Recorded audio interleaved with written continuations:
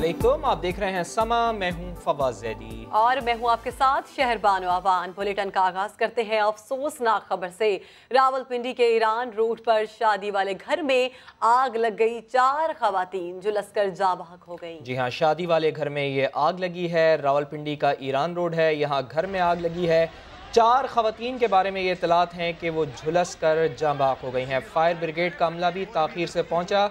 मकीनों ने यह शिकवा किया है, फायर ब्रिगेड की गाड़ी का पाइप भी ख़राब था, पानी भी ज़ाया हुआ, इस वजह से फौरी तौर पर आग पर काबू नहीं पाया जा सका। तो शादी वाला घर था, शादी होनी थी इस घर में और यहाँ पर आग लगी है और इस आग के नतीजे में 4 खवातीन झुलस कर जाँ बहक हो गई हैं। समा के नुमाइंदे उमर आसिफ हमारे साथ मौजूद है। उमर आसिफ, जहाँ खुशियाँ मनाई जा रही थी वहाँ सफ़े मातम बिछ गई, क्या पता चल पाया है किस तरह से ये आग लगी है? और इलाका मकीन तो शिकवा कर रहे हैं कि फायर ब्रिगेड तो पहुंची लेकिन ताखीर से पहुंची और उसके पास पानी भी नहीं था, पाइप भी खराब था उसका। जी बिल्कुल, ये देखिए रावलपिंडी का इलाका है, ए ब्लॉक, उसके ईरान रोड पे शादी के घर में आग लगी। खुशियों से भरा घर जो है मातम कदा में तब्दील हो गया।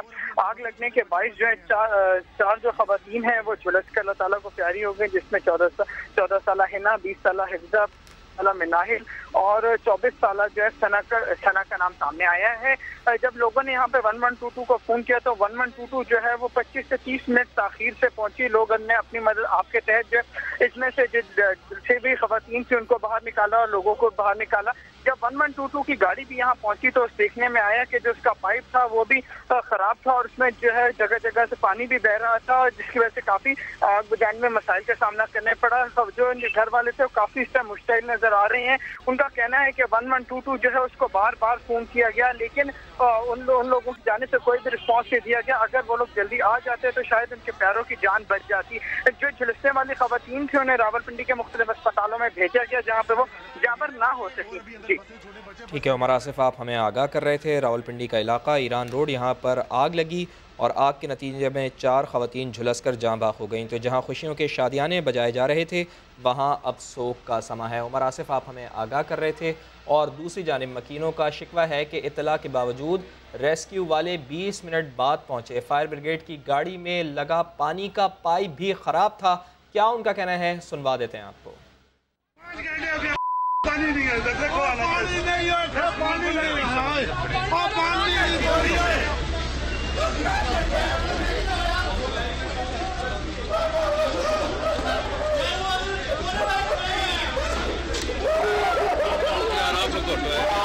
रावलपिंडी के ईरान रोड पर शादी वाले घर में आग लग गई है, जिसके नतीजे में 4 खवातीन झुलसकर जाँ बहक हो गई। आग कैसे लगी इसी पर बात करेंगे उमर आसिफ से। उमर आसिफ, अभी की क्या सूरत हाल है? क्या आग पर मुकम्मल तौर पर काबू पा लिया गया है? जी बिल्कुल, देखिए आग पे तो मुकम्मल तौर पर काबू पा लिया गया है लेकिन 1122 की जानिब से एक तो एक ताखीर से पहुंचे लेकिन ताहाल ये सामने बिल्कुल नहीं लाया जा रहा कि आग लगने की वजह क्या थी। एक तो पहुंचे ताखीर से लोगों ने यहाँ पे जिसका काफी शिकवा किया और अब तक जो उनकी जानिब से ये नहीं बताया जा रहा कि क्या सिलेंडर ब्लास्ट था, क्या शॉर्ट सर्किट के बाइस जो आग लगी, कुछ भी सामने नहीं आ रहा। जो यहाँ पे दीगर जो सफाई का अमल था वो जो है उनकी जानिब से कर दिया गया है। कूलिंग का अमल अब से कुछ देर पहले जो यहाँ पे मुकम्मल किया गया। जो शादियाना से भरा घर था उसमें क्या कहते गम के डेरे हैं। यहाँ पे जितने भी इलाका मकीन है उनका यही कहना है कि अगर 1122 वाले कार्रवाई बर वक्त आते और अगर उनका इक्विपमेंट जो भी है पाइप वगैरह वो ठीक होता तो कीमती जानें बच सकती थी। जी सही उमर आसिफ, आप हमारे साथ ही रहिएगा। ऐन शाहिदीन कहते हैं कि आग लगने के वक्त घर में तकरीबन 10 से 15 लोग मौजूद थे जिन्हें बचाया जा चुका है। जो वहाँ पे ख़वातीन, बच्चे और बुजुर्ग शहरी थे जो यहाँ पे रिहाइश पज़ीर थे उनको हमने रेस्क्यू किया है। कम से कम 10 से 15 लोगों को हमने रेस्क्यू किया और फिर हमने घर के शीशे तोड़े। फिर मुख्तलिफ जो आगे वहाँ पे कपड़े वगैरह पड़े थे जिसकी वजह से आग बढ़ने का ख़तरा था, हमने उनको साइड पे किया। उनके फैमिली सोर्सेज से मुझे पता लगा है कि जिनकी शादी थी उनकी डेथ हो चुकी है। आग सिर्फ रावलपिंडी में ही नहीं, कराची में भी लगी है। कराची कोरंगी में फैक्ट्री में आग लगी है। फायर ब्रिगेड की 7 गाड़ियां आग बुझाने में मसरूफ़ हैं। कराची का इलाका है कोरंगी, इंडस्ट्रियल एरिया है, यहाँ फैक्ट्रीज़ वाक़ हैं और फैक्ट्री में एक फैक्ट्री है जिसमें आग लगी है और ऐसे में फायर ब्रिगेड का अमला यहाँ पर मौजूद है। 7 गाड़ियाँ बताई जा रही हैं कि वो आग को बुझाने में मसरूफ़ हैं, आग पर काबू पाने में मसरूफ़ हैं। फवाद चौधरी वफाकी वजीर इत्तलात बनने के बाद पहली बार सिंध आने और आते ही सिंध के वड्डे साइंस से इस्तीफे का मुतालबा कर दिया। फवाद चौधरी कहते हैं कि मुराद अली शाह जादू का चिराग हैं, जिसके रगड़ने से सिंध का पैसा ओमनी ग्रुप के अकाउंट में ट्रांसफ़र हो जाता है। बिलावल भुट्टो जरदारी को बच्चा करार देते हुए कहा कि बच्चे तो गैर सियासी होते हैं। वो कराची एयरपोर्ट पर मीडिया से गुफ्तगू कर रहे थे। चुपता होने लगी इस्लाम कांटे की तरह। जब से मुराद अली शाह सिंध के फाइनेंस मिनिस्टर हैं, फिर सिंध के चीफ मिनिस्टर हैं, सिंध जो है वो बाकी पूरे पाकिस्तान से पीछे हो गया। पापा और रुपी सिंध को अपना यरगमाल बनाया। जादू का चिराग है जिसको रगड़ने से ओमनी ग्रुप के सारे काम हो रहे थे, इसका जिन जो है वो मुराद अली शाह है। NFC अवार्ड में सिर्फ एक सूबा हिस्सा नहीं डाल रहा और वो सिंध है। दुख की बात यह है सिंध के अवाम का पैसा लंदन में खर्च हो रहा है, दुबई में खर्च हो रहा है। कराची का देखिए क्या हशर नशर हुआ है। पीपल्स पार्टी खुद तब्दीली ले आए। मुराद अली शाह इस्तीफा दे दे, मुराद अली शाह इस्तीफा नहीं देते तो यकीनी तौर के ऊपर हमें यहाँ पर अमली इक़दाम लेने पड़ेंगे। तब्दीली नागुज़ीर है। इस वक्त जो वाली वारिस सिंध का कोई नहीं है। इन्होंने कब्जा किया हुआ है सिंध के ऊपर। वफाक से पैसे आते हैं, सिंध में नहीं लग रहे। कराची में पुरानी कंपनी है, फेडरल कंपनी है, उसके जरिए हम यहाँ पर तमाम जो प्रोजेक्ट्स हैं वो हम बनाने जा रहे हैं। वज़ीर आज़म के ऊपर कौन सा केस है? 27 लाख रुपए का केस एक नैब ने बना दिया हुआ है, जिसकी कोई तुक है ना कुछ है। उसके ऊपर तो नैब को ना सिर्फ केस वापस लेना चाहिए बल्कि प्राइम मिनिस्टर से माफी मांगनी चाहिए। फवाद चौधरी से सिंध में फॉरवर्ड ब्लॉक के बारे में सवाल किया गया तो उन्होंने क्या जवाब दिया, आइए सुनते हैं। जहाँ तक इस बात का ताल्लुक है कि हम कोई फॉरवर्ड ब्लॉक बनाएंगे पीपल्स पार्टी के अंदर सिंध में हुकूमत की तब्दीली के लिए, हर वो शख्स जिसके दिल में सिंध के अवाम का दर्द है, चाहे वो किसी भी पार्टी से ताल्लुक़ रखता हो, वो तब्दीली चाहता है, भी तब्दीली चाहते हैं। जब ये मामला शुरू हुआ है हमसे खुद सिंध में पीपल्स पार्टी के अरकान ने रब्ता किया है और वो कह रहे हैं कि आप तब्दीली के लिए आगे बढ़े। सिंध हुकूमत के तर्जुमान ने फवाद चौधरी के इल्ज़ामात मुस्तरद कर दिए हैं। कराची में मीडिया से गुफ्तगू में मुर्तज़ा वहाब बोले, अकल के अंधों को नहीं मालूम कि सिंध में हुकूमत बनाने के लिए अक्सरियत चाहिए होगी। PTI साजिशें बंद करके 2023 तक इंतज़ार करे। मुराद अली शाह खिलाड़ी नहीं जियाले हैं, पार्टी पॉलिसी पर चलेंगे। मजीद उनका क्या कहना था, सुनते हैं। तमाम साजिशों के बावजूद, तमाम फॉरवर्ड ब्लॉक के ऐलानात के बावजूद ना माजी में कोई फॉरवर्ड ब्लॉक बना, ना आज फॉरवर्ड ब्लॉक बना, ना इंशाल्लाह कल फॉरवर्ड ब्लॉक बन पाएगा। मैं इन अकल के अंधों से पूछना चाहता हूँ कि पार्लियामान में सियासत होती है अददी अक्सरियत से। इस पार्लियामान में आपको हुकूमत कायम करने के लिए 85 अरकान की ज़रूरत है। तहरीक इंसाफ के पास तो शायद 30 अरकान है। वो मशवरा देते हैं कि मुराद अली शाह मुस्ताफ़ी हो जाए। मुराद अली शाह तहरीक इंसाफ के रुकन नहीं है, पाकिस्तान पीपल्स पार्टी के रुकन है। वो जियाले हैं, वो डिसिप्लिन फॉलो करेंगे पाकिस्तान पीपल्स पार्टी का। पाकिस्तान पीपल्स पार्टी की लीडरशिप का जो विजन होगा, जो फैसला होगा, उसको फॉलो करेंगे। साजिशी हथकंडों से दूर रहें, अपने मुफ्त फजूल मशवरे अपने पास रखें। सिंध की आवाम अपना फैसला कर चुकी है, 2023 तक अब इंतजार करेंगे। ऑपोजिशन टैक्स देने वालों के अरबों रुपए से चलने वाली पार्लियामेंट से वॉकआउट कर रही है। ये NRO हासिल करने के हथकंडे हैं। वजीर आज़म इमरान खान ऑपोजिशन पर बरस पड़े, ट्वीट किया कि ऑपोजिशन के खिलाफ करप्शन के ये केसेस PTI ने नहीं बनाए।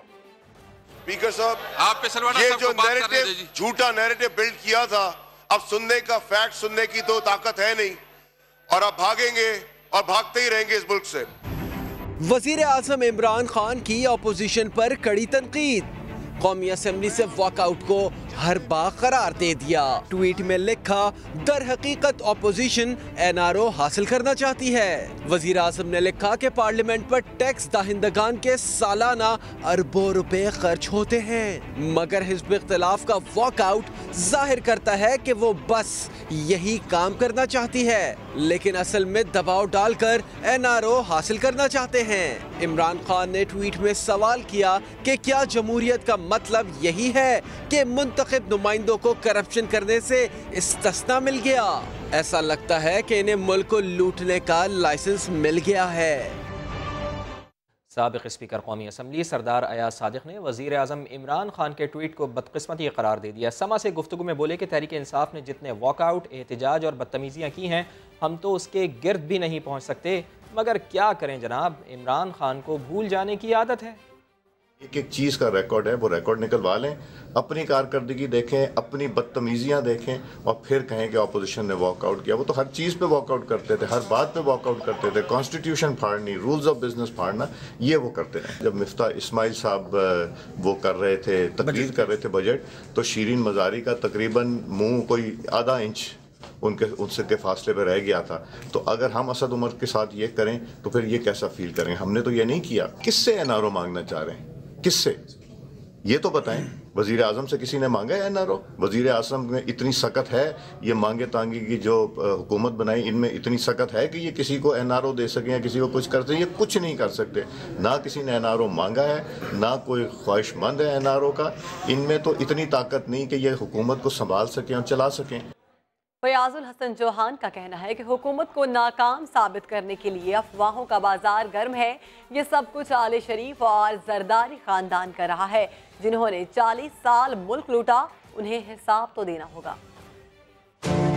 बड़ी साजिश के तहत और बड़ी प्लानिंग के तहत अफवाहें और फेक न्यूज जो है वो पीटीआई की हुकूमत के खिलाफ फैलाई जा रही है। आले शरीफ और आले जरदारी हमारी हुकूमत और हुकूमती वज़रा के हवाले से वो एक कैंपेन चला रहे हैं। जिन लोगों ने पिछले 40 साल करप्शन की है, अब एहतसाब के अदारे उनसे हिसाब किताब तो करेंगे, और गम और गुस्सा वो हमारे पे आके उतारे। ये चमड़ी जाए दमड़ी ना जाए के मज़दाक अभी तक एक टेडी पैसा ना तो देने को तैयार है और ना कोई डॉक्यूमेंट देने को तैयार है। मैं समझता हूँ अलीमा खान साहिबा की सूरत में आले शरीफ के लिए, हमजा शहबाज साहब के लिए, ख्वाजा साद रफीक साहब के लिए, आले जरदारी के लिए एक जो है वो सबक है। अगर आप अपने आप को क्लियर करना चाहते हो तो कम से कम कोई डॉक्यूमेंटेशन जो है पेश करें।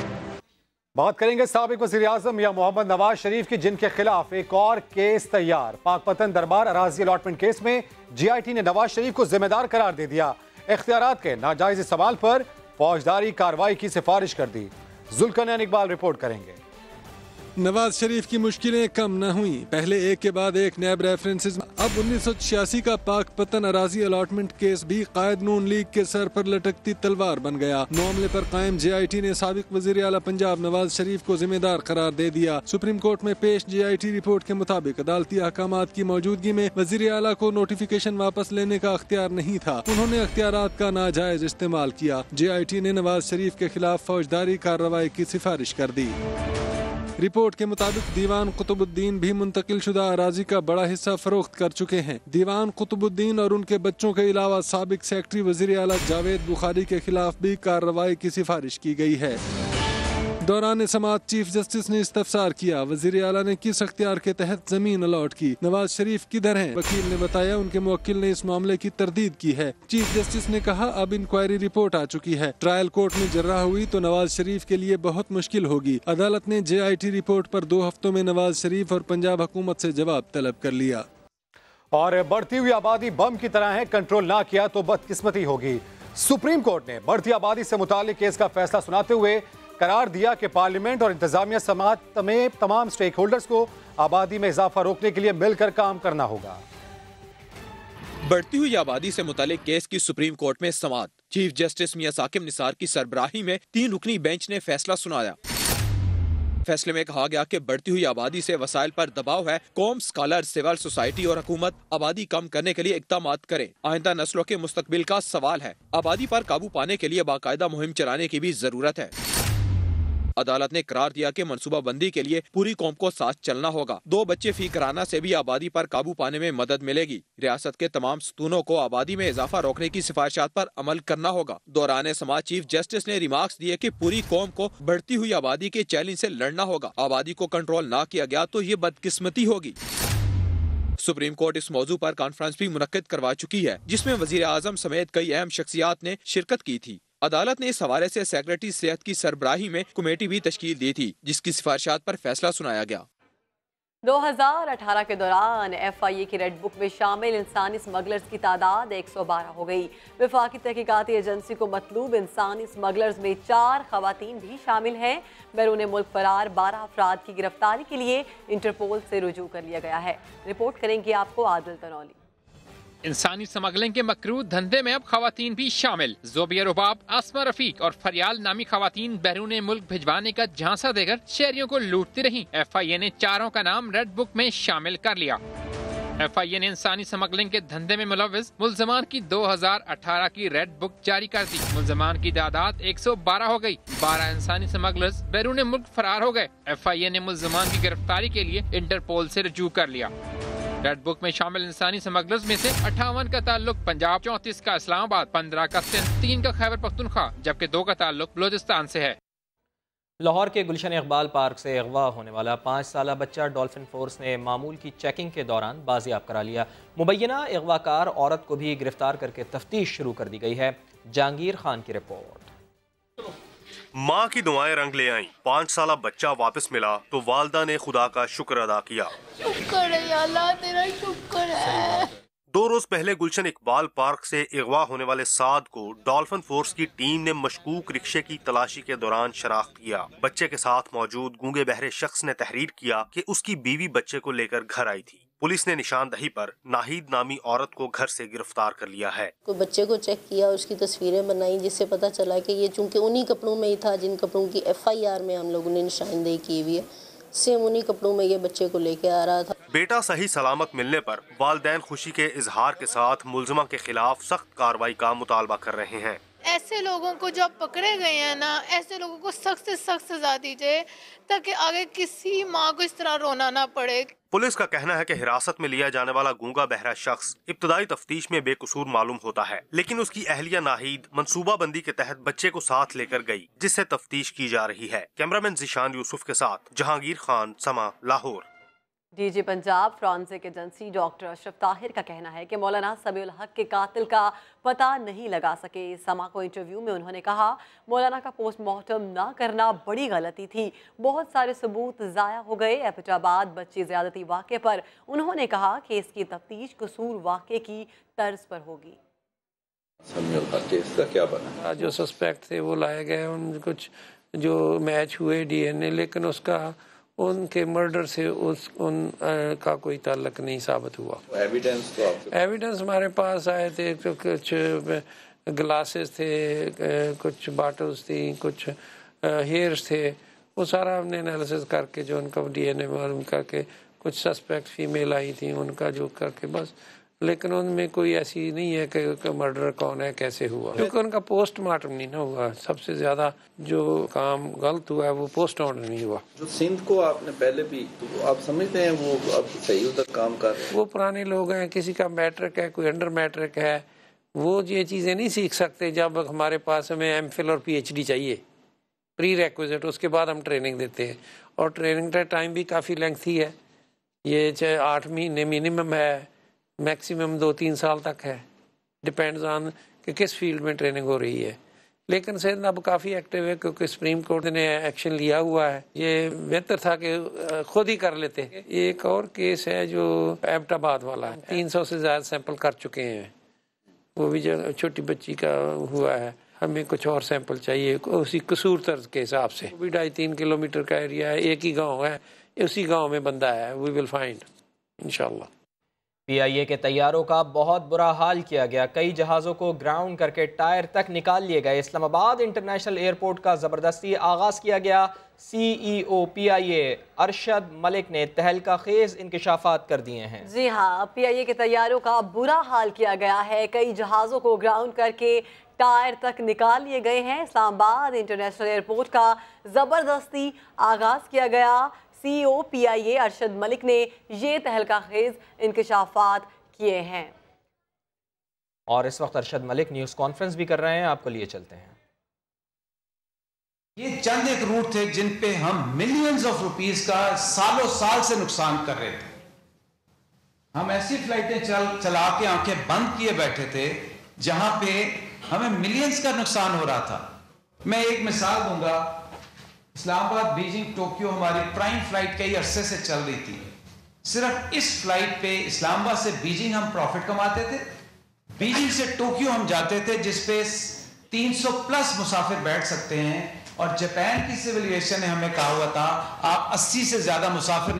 और हमारी इंतजामिया आंखें बंद किए हुए थी और एक इस फ्लाइट पे महाना मुझे 300 रुपए का खसारा बर्दाश्त करना पड़ रहा, 300 मिलियन।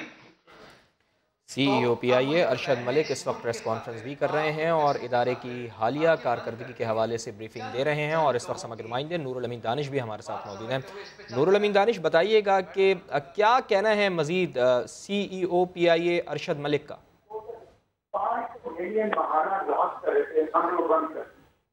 नूर, आप सुन सकते हैं हमें? जी बिल्कुल, अरशद मलिक CEO PIA इस टाइम प्रेस कॉन्फ्रेंस कर रहे हैं। उनका यही कहना है कि जो 3 हालात थे वो इंतहाई अबतर थे और उसके अलावा उन्होंने पूरी सूरत हाल बयान की तरह जो PIA के मामला थे इंतहाई ज़्यादा ख़राब थे और किस तरह PIA को लूटा, जो उन्होंने पिक्चर्स यहाँ पर दिखाई हैं और जो कि इनकी सूरत हाल इंतहाई ख़राब थी और इस वक्त उनकी प्रेस कॉन्फ्रेंस यहाँ पर जारी है। इसके अलावा उनका ये भी कहना था कि जहाज़ों के जो इंजन है वो तक उतार लिए गए थे, कीमती जो पुर्जे थे वो लिए गए थे और अब तमाम तर मसाइल के बावजूद जो ये नए CEO हैं उन्होंने इस अज़्म का इजहार किया है कि अब इन सारे जो मामलात हैं उनको बेहतर करने के लिए कोशिश की जा रही है। जी ठीक है, बहुत शुक्रिया आपका नूरुल अमीन दानिश, आप हमें आगाह कर रहे थे और वो कह रहे थे कि इन तमाम तर हालात के बावजूद CEO PIA पुरज़्म है कि वो अब PIA को आगे लेके जाएंगे। PIA का जो खसारा था उसको कम किया जाएगा। PIA के तैयारों का बहुत बुरा हाल किया गया, माजी बता रहे थे CEO PIA अरशद मलिक। उनकी प्रेस कॉन्फ्रेंस भी जारी है और समग्र नुमाइंदे नूरुल अमीन दानिश जिस तरह हमें बता रहे हैं कि PIA के CEO का ये कहना है कि कितना ही बुरा हाल किया गया माजी में, लेकिन अब PIA का सुनहरा दौर शुरू होने वाला है और PIA को वो आगे लेके जाएंगे। नाक़िस पॉलिसीज़ की वजह से PIA को बहुत नुकसान हुआ है। माजी में PIA के तैयारों का बहुत बुरा हाल था, कई जहाज़ों को ग्राउंड करके उनके टायर तक निकाल लिए गए, कीमती जहाज़ों की हालत बिगाड़ दी गई। इस्लामाबाद इंटरनेशनल एयरपोर्ट का ज़बरदस्ती आगाज़ किया गया, टेक्नीशियन के बगैर तैयारी के काम कर रहे थे, सारा सामान ज़बरदस्ती रावलपिंडी से इस्लामाबाद मुंतकिल किया गया। किसी को सिंध की तरक्की देखनी है तो लाड़काना जाकर देखिए। चेयरमैन लाड़काना डेवलपमेंट अथॉरिटी के खिलाफ इंक्वायरी मुकम्मल न होने पर सिंध हाई कोर्ट ने गुस्से का इजहार किया। 1 माह में इंक्वायरी मुकम्मल करने का हुक्म भी दिया है। मजीद जानते हैं, समग्र नुमाइंदे इरफानुल हक हमारे साथ मौजूद हैं। इरफान, बताइएगा इस मामले से मुताल्लिक, और अब तो कोर्ट ने 1 माह का टाइम दे दिया है इंक्वायरी मुकम्मल करने के लिए।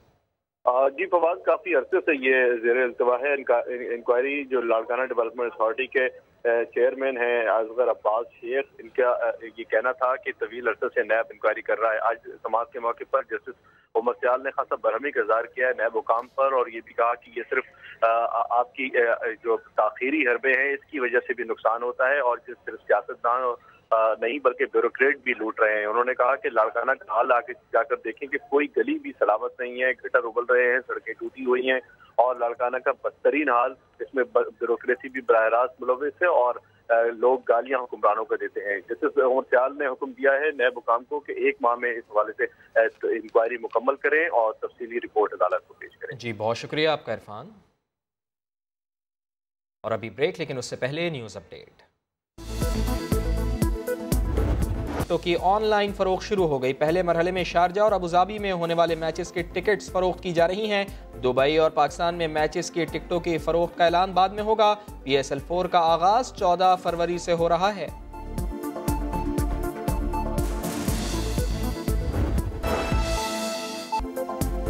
आपके लिए चलते हैं कराची, जहां वजीर इत्तलात फवाद चौधरी तकरीब से खिताब कर रहे हैं। गुफ्तगू करेंगे तभी सुपीरियर आइडियाज जनरेट होते हैं और पाबंदियां तो होनी नहीं चाहिए। कम जो पाबंदियां जिनका बात हो रही है, हाँ ये भी है कि पाबंदी इतनी तो होनी चाहिए कि किसी की पगड़ी इस तरह सरेआम ना उछाले और उसको भी थोड़ा हक हो कि जहाँ पे मेरी आज़ादी ख़त्म होती है दूसरे की आज़ादी शुरू होती है तो उसकी आज़ादी का भी थोड़ा एहतराम ज़रूरी है। ऐसी हम ये आज़ादी के ज़िमन में या आज़ादी के आप समझिए कि गाब में हम ये नहीं कर सकते कि हम दूसरों की आज़ादी ही को सलब कर लें और कहें कि नहीं ये हमारा हक है। और फेक न्यूज़ की तरफ हमारी जो रेगुलराइजेशन है वो होनी चाहिए। सोशल मीडिया जो चैलेंजेस हैं मीडिया को एज सच मुझे नहीं समझ आती कि ये चैलेंजेस ज़रूर हैं और बिल्कुल जिस तरह एक आपने मेरे ख्याल बात की कि जर्नलिस्ट की जो है वो प्रोटेक्शन का बात होनी चाहिए, तो केपी में PTI was the first party that introduce journalist protection act And now we are trying to bring the Journalist Protection Act in the National Assembly also. So we'll make sure that कि ये जो journalist की protection है ये हो. Likewise, I'm also coming up with a program कि जहाँ पे journalist की insurance जो है, health card तो हम नंबर 1 पे ला रहे हैं, जहाँ पर जिस तरह से खैबर पख्तूनख्वा में था, working journalist obviously major problem है. उनका एक तो हेल्थ कार्ड हम ला के दे रहे हैं, जहाँ तक 5 लाख रुपए तक का जो इलाज है वो तमाम जर्नलिस्ट जो हैं या वर्किंग जर्नलिस्ट जो हैं उनको वैसे ही अवेलेबल होगा. क्योंकि इस वक्त प्रॉब्लम ये हो रहा है कि जो बड़ी ऑर्गेनाइजेशंस हैं, and again no offence to बड़ी ऑर्गेनाइजेशंस, वो मेडिकल वगैरह भी नहीं देती और गवर्नमेंट लॉज को उसके ऊपर भी वो एडहेयर नहीं करती. और जब कहते हैं तो फिर जो है वो ज़रा नाराज़ भी हो जाते हैं. लेकिन बहरहाल यह है कि उनको जो वर्किंग जर्नलिस्ट है उसके लिए हमने कोशिश करनी है कि हम जो अपना जो हेल्थ इंश्योरेंस है तो वो ला सकें, और दूसरा हम उनके लिए जो उनके काम के दौरान जो उनके ख़तरात हैं उनसे निपटने के लिए हम इंश्योरेंस जो है वो ला सकें ताकि उनको हम स्ट्रेंथन कर सकें. तो इंशाल्लाह ताला जो PTI की गवर्नमेंट है, जो इमरान खान की क़यादत में, we are committed to safeguard the interests of working journalists इंशाल्लाह ताला, और हम इसके लिए पूरी कोशिश करेंगे. जो हम कर सकते हैं वो हम इंशाल्लाह ज़रूर करेंगे. और इसके बाद जो दूसरी तरफ आइए कि जो हमने रिफॉर्म्स लेके आए PID में, जो वहाँ पर हमारा जो PID है वो इश्तिहारात देता है पूरे पाकिस्तान के. सो उसमें बहुत शिकायत थी करप्शन की, बहुत शिकायत थी कि यहाँ पे इश्तिहार जो है वो डमी अखबारात को जाते हैं. So what I have done is I have initiated पूरा प्रोसेस अगेंस्ट डमी अखबारात के. जब मैंने ये मिनिस्ट्री ली थी तो कुछ 1700 थे, 6 महीने में अब तकरीबन 1145 हो गए हैं, और अगले 2 महीने में उम्मीद यह है कि ये 900 के करीब टोटल अखबारात हमारे रह जाएंगे जो हमारी लिस्ट के ऊपर है.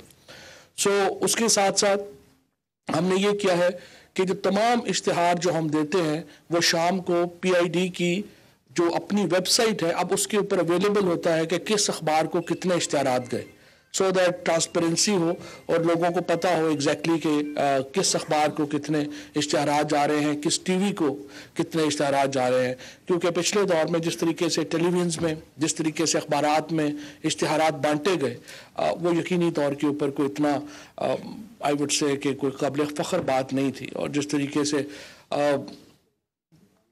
उसको फिर एक पॉलिटिकल एंगल आ जाता है तो चले उस पर ज़रा फिलहाल बात नहीं करते हैं. But that was in a bad taste. I would say the tax payer money was spent like robbed money, और इसी तरीके से जो है उसका इस्तेमाल किया गया. तो मुझे बड़ी खुशी है यहाँ पे आके कमाल साहब से हमारी पुरानी दोस्ती, और अच्छा है कि बहुत सारे दोस्तों से मुलाकात भी हो गई है. सो इंशाल्लाह ताला हम आप लोगों के साथ, वर्किंग जर्नलिस्ट के साथ खड़े हैं. और इस आखिरी पॉइंट से मैं ये कहूँगा, मीडिया का जो भी स्टूडेंट्स हैं, और स्पेशली वो स्टूडेंट्स जिनके पास आइडियाज़ हैं और जो इस वर्ल्ड ऑफ आइडियाज़ में compete कर सकते हैं, उनके लिए इस फील्ड में बहुत तरक्की की गुंजाइश है. और आई वुड से कि ये जो गैर रवायती जर्नलिज्म है जिसमें हमने आप पाँव रख दिया है और जो आगे चलेगा इसमें आप स्काई इज़ द लिमिट. और इंशाल्लाह ताला आप देखेंगे कि ये जो इस तरह के इंस्टीट्यूट्स हैं, इस तरह के जो इंस्टीट्यूशंस हैं, the way they are contributing towards journalism, that will go a long way. Thank you very much indeed. वज़ीर इत्तलात फवाद चौधरी तकरीब से खिताब कर रहे थे. वो कह रहे थे कि मीडिया पर इतनी पाबंदी होनी चाहिए कि किसी की पगड़ी ना उछाली जाए. इश्तिहारात की तकसीम में पहले करप्शन थी. सबसे पहले KP में जर्नलिस्ट प्रोटेक्ट एक्ट उन्होंने नाफिज किया. आवाम की जान माल के मुहाफिज पहलवानी पर उतर आए. गुजरावाला में सर्च ऑपरेशन के दौरान कैंट पुलिस की गुंडागर्दी, खवातीन समेत इलाका मकीनों पर तशद्दुद किया. वाक़े के खिलाफ कश्मीर कॉलोनी के मकीनों ने एहतजाज किया. मोहसिन खालिद की रिपोर्ट. गुजरावाला पुलिस की सर्च ऑपरेशन के नाम पर गुंडागर्दी, अहलकार दरवाजों को लाते मारते हुए घरों में घुस आए. कैंट पुलिस का कश्मीर कॉलोनी में खवातीन समेत इलाका मकीनों पर तशद्दुद. वाक़े की CCTV फुटेज मंजर आम पर आ गई. पुलिस ने मीडिया को भी कवरेज से रोका, मगर तशद्दुद की CCTV फुटेज सामने आ ही गई. कश्मीर कॉलोनी में पुलिस ने घरों में घुस के तशद्दुद वगैरह किया और तो बच्चों को गालियां वगैरह दी हैं। कल इस तरह था कि ये हमारा इलाका इस तरह जिस तरह कोई जंग का मैदान होता है। आला अफसरान को चाहिए कि इनके खिलाफ कार्रवाई करें। पुलिस तशद्दुद के खिलाफ इलाका मकीनों का एहतजाज। टायर जलाकर सड़क को ब्लॉक कर दिया। पुलिस के खिलाफ नारे भी लगाए। शहरी कहते हैं ऑपरेशन मंशियात फरोशों के खिलाफ था तो खवातीन को तशद्दुद का निशाना क्यों बनाया। पुलिस ने कश्मीर कॉलोनी में जो ऑपरेशन किया ये बड़ी ज्यादती की है। उन्होंने हमारी माओ बहनों को इन्होंने गालियां दी हैं, ठीक है, बड़ी बदतमीजी की है, हवाई फायरिंग करते रहे हैं, ठीक है। अगर इन्होंने ऑपरेशन करना ही था, ऐसा कोई काम करना था तो ये मंशियात फरोशों के खिलाफ करते, उनको पकड़ते। ऑपरेशन के दौरान 3 खवातीन समेत 19 मुल्जिमान को हिरासत में लिया गया। ताहम पुलिस ने मामले पर मौक़िफ़ देने से इनकार कर दिया। कैमरामैन शब्बीर हुसैन के साथ मोहसिन खालिद, समा, गुजरावाला। वज़ीर कानून पंजाब कहते हैं गुजरावाला में पुलिस की गुंडागर्दी का नोटिस ले लिया है। जो भी जिम्मेदार हुआ इसे कानून के मुताबिक सजा दी जाएगी।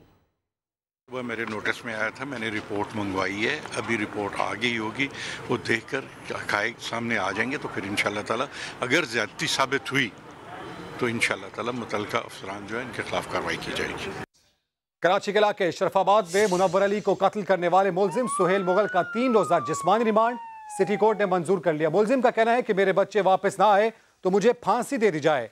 मैंने गैरत के नाम पर कत्ल किया। DIG साउथ ने भी गफलत का मुजाहरा करने वाले मौके वारदात पर मौजूद 4 एहलकारों को मुअत्तल कर दिया।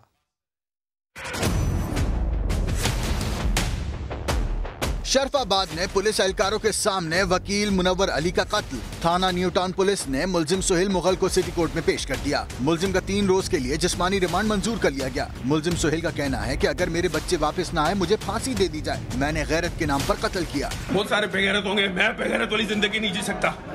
2 साल आग जलती थी मेरे सीने में कि मेरे बच्चे आज आएंगे, कल आएंगे, कल आएंगे, आज आएंगे। 2 साल पिस्टल मेरे पास 2 साल से। मुलजिम ने कहा पुलिस एहलकारों को इल्म नहीं था कि मेरे पास गन थी। इंस्पेक्टर के साथ बैठूंगा तो टच होगा, इसको पता चल जाएगा इसको पिस्टल लगी। मैं उनको क्लियर करने के लिए और कलमा पढ़ के कह सकता हूँ दैट इज ऑल ट्रू ला इलाहा मुहम्मदुर रसूलुल्लाह। दूसरी जानिब सरकार की मदद में जो FIR दर्ज हुई, इस पर मकतूल मुनव्वर अली के भाई ने एतराज किया। इल्जाम आयद किया कि पुलिस पेटी बंद भाइयों को बचा रही है। ये FIR मेरे लिए कागज का टुकड़ा है, ठीक है। ये तो एक दहशतगर्दी का केस है। ये 302 बार इन्होंने काटा हुआ है, ये 718 इस पे लगना चाहिए। DIG साउथ ने मौके पर मौजूद दरख्शा पुलिस के 4 एहलकारों को मुअत्तल कर दिया। SSP साउथ पीर मोहम्मद शाह ने इंक्वायरी शुरू कर दी है। रहीम यार खान के शेख ज़ैद अस्पताल की इमारत जगह जगह से टूट फूट का शिकार है। मरीज और अस्पताल का अमला खौफ का शिकार है। इमरान आसिफ की रिपोर्ट। छतों से गिरता प्लास्टर, खस्ता हाल इमारत, ये किसी खंडर का मंजर नहीं बल्कि रहीम यार खान का सबसे बड़ा शेख ज़ैद अस्पताल है। MS कहते हैं मुतअद्दिद बार महकमा सेहत को आगाह किया लेकिन कुछ ना हुआ। ये 1950 में बनी है और 1952 में इसको ऑक्यूपाई किया गया। काफ़ी वसीदा है, इसमें फ्लोर्स पे भी जो है ना जगह जगह पे सुराख हैं और जो ऊपर से लेंटर वगैरह डला हुआ है उसमें जो आयरन है वो रस्ट हो गया है। 69 साल पुरानी इमारत में इलाज के लिए आए मरीजों की जिंदगी भी खतरे में। अमला भी ड्यूटी करते डरता है।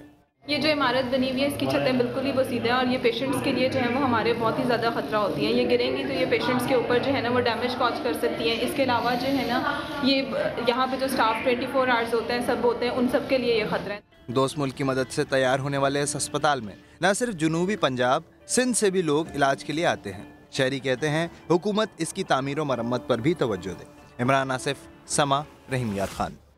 2 साल में परवेज मुशर्रफ के बैंक अकाउंट तफसीलात में फ़र्क कैसे आया? इंसदाद दहशतगर्दी अदालत ने FIA प्रोसिक्यूटर से नई तफसीलात तलब कर ली। केस में क्या हुआ जानते हैं सदाकत अली से। सदाकत अली बताइएगा इस हवाले से मजीद।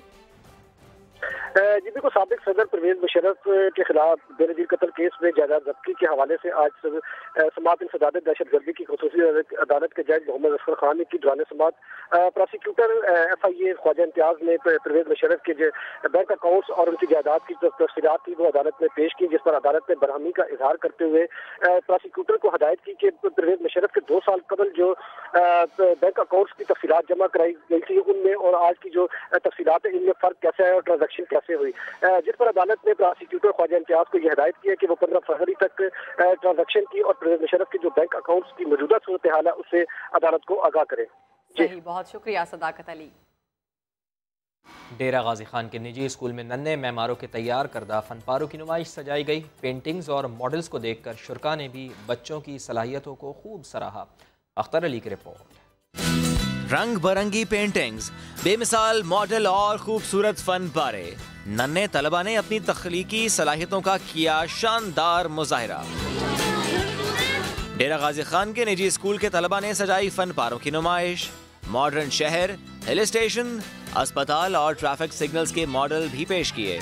आज हम बहुत खुश हैं क्यों ना कि आज हमारे स्कूल में साइंस एग्जीबिशन है। ये साइंस एग्जीबिशन नॉलेज गैदर करने के लिए होता है। हमारा सिटी हॉस्पिटल है और क्या कहते हैं, सब लोगों को बहुत पसंद आया। सब लोगों ने कहा ही इज़ वेरी ब्यूटीफुल। कागज, गत्ते, शीशे, प्लास्टिक और मिट्टी से तख्लीक करदा फनपारों को वालिदैन ने भी खूब सराहा। माशाल्लाह बच्चों ने बहुत अच्छा काम किया। उनका कॉन्फिडेंस डेवलप होता है इन एक्टिविटीज़ से और आइंदा भी ऐसी एक्टिविटीज़ जारी रहनी चाहिए। नुमाइश में आए शुरका खूबसूरत फनपारों और पेंटिंग्स को अपने मोबाइल फ़ोन में महफूज करते दिखाई दिए। अख्तर अली, समा, डेरा गाजी खान। और इसी के साथ ही वक्त हो गया ब्रेक का, जिसके बाद दोबारा हाजिर होंगे हेडलाइंस के साथ। आप देखते रहिए समा।